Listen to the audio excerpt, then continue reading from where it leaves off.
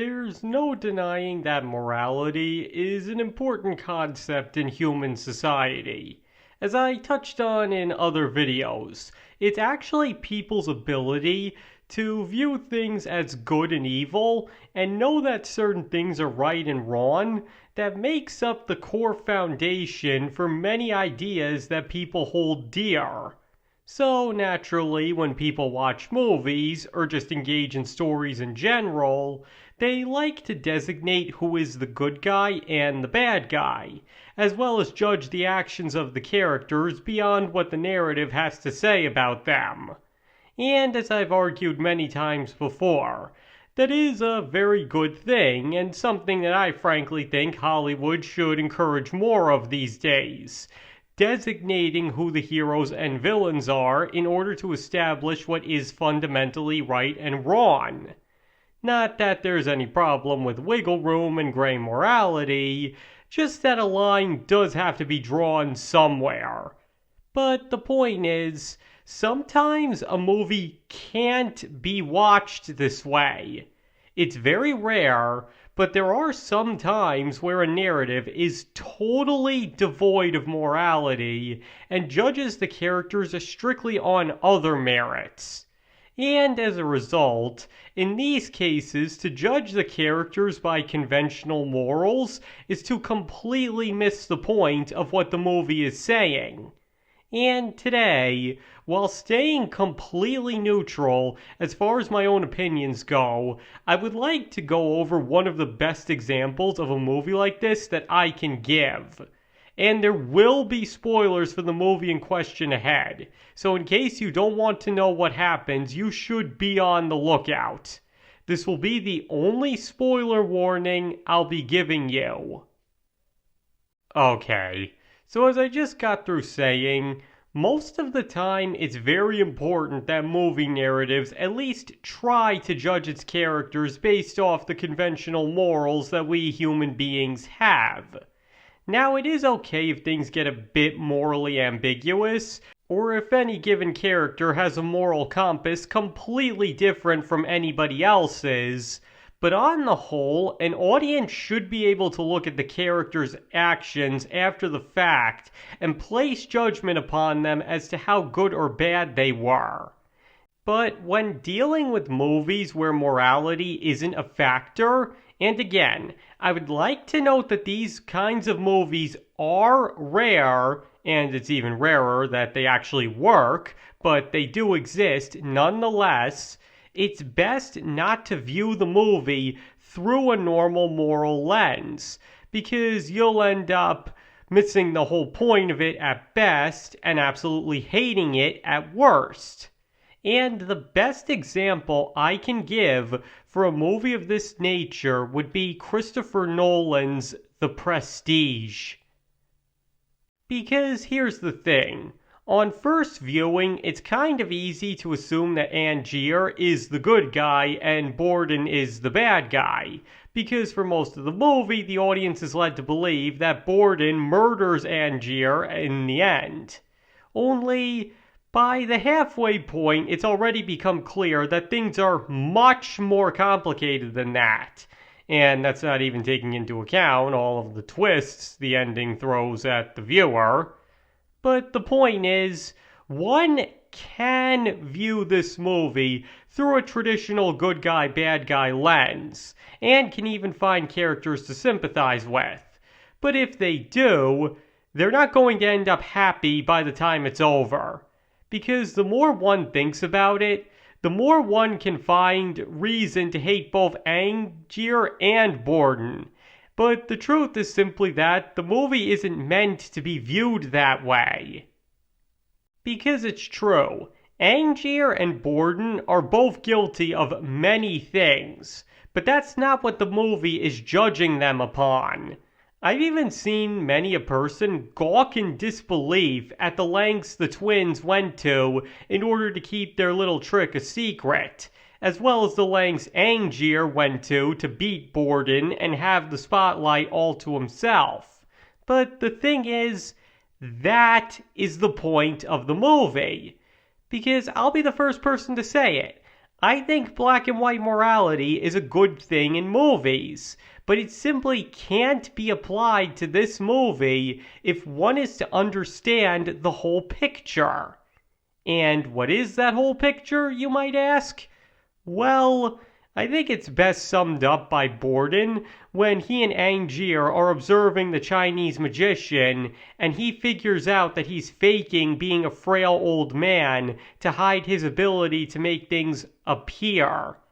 As he puts it, that is the trick. Total dedication to his craft. That is the point of this movie. Two magicians that are absolutely 1000% dedicated to their craft before anything and everything else. That is why the twins go to the lengths they do to maintain the illusion, no matter what it costs them. That is why Angier wanted so much to be on stage at the end of the trick, because he wanted to be able to see the look of wonder and mystery that he as a magician is able to invoke on the audience. And that is why he wanted to beat Borden so badly, because he wanted to be the one to give it to them and nobody else. That's why he even resorted to killing his own clones in order to make the trick in his eyes perfect. So the point is, in this movie, the narrative isn't so much concerned with conventional morality, or even to what limit a person should take their passions and career. At its core, this movie judges the characters based off how dedicated they are to their craft. That's why it places absolutely no judgment on either side for everything they do in the name of their perfect trick, and only starts to judge Angier a bit harshly when he finally takes things too far by resorting to mass murder, even if it's only clones of himself. And even then, the movie still tries to argue that he wasn't too far out of line for doing it. Now, are any of these lessons ones that should be applied to real life? No. Absolutely not. Of course, there are limits to how far one should be dedicated to any profession or passion. But the point is that this movie only judges them based off that dedication. And in order to understand the movie properly, one must be able to throw their own moral compass out the window for 2 hours and view the characters the way the narrative wants you to view them. But that being said, where this movie succeeds where most others of its nature fail is that it still calls out the characters for the lengths they go to. For example, both Angier and Borden lose Olivia's love because they're more concerned with their magic and being better than the other over their dead wives, and even pretty much accuses them both of being inhumanly cold. Now sure, in Borden's case, she's talking to the twin that didn't actually love Sarah, but she's still right that he drove her over the edge and doesn't even feel guilty over it, only apologizing to his brother for it when he's literally at death's door. Or Cutter really chewing Angier out for the lengths he went to both to get revenge and perform the perfect magic trick, making it clear that he's lost all respect for his former pupil. The point is, just because the narrative doesn't judge the character's actions based off morality, that doesn't mean it doesn't acknowledge that both of them took their dedication much further than is morally reasonable. But as I've already said countless times, in order to understand the movie, the audience has to be willing to accept that, which again, the movie makes a little easier by acknowledging itself. That yes, both characters went to morally unethical places in the name of total dedication to their craft, but they are instead being judged based on that dedication rather than how good or bad they are as people because of their actions. Because if the movie were interested in placing moral blame on the characters, it wouldn't be nearly as ambiguous in certain regards as it is. This is simply about two magicians trying to one-up each other, and the movie itself makes no judgment as to what they have to do to achieve victory until cold-blooded murder becomes involved. And if the audience is to get what it's trying to say, they have to be willing to look at it from that perspective too. Because, like I said before, it's not impossible to view this movie through a conventional moral lens, but all they're going to find, if they do, is a story of two horrible people who went to ridiculous extremes all in the name of magic tricks. And once again, that's not the point of the movie. It's the dedication of both characters, not the consequences of their actions, that the movie is truly about. But as I just said, the movie still makes sure to have more morally sound characters in order to balance this out, such as Olivia, who's pretty much the audience surrogate if one is viewing the whole thing through a normal moral lens, and Cutter, who may just be the movie's version of what an ideal magician should be, because he's both extremely dedicated to his job, but also firmly knows where to draw that line, and that doing the right thing is always more important than his career.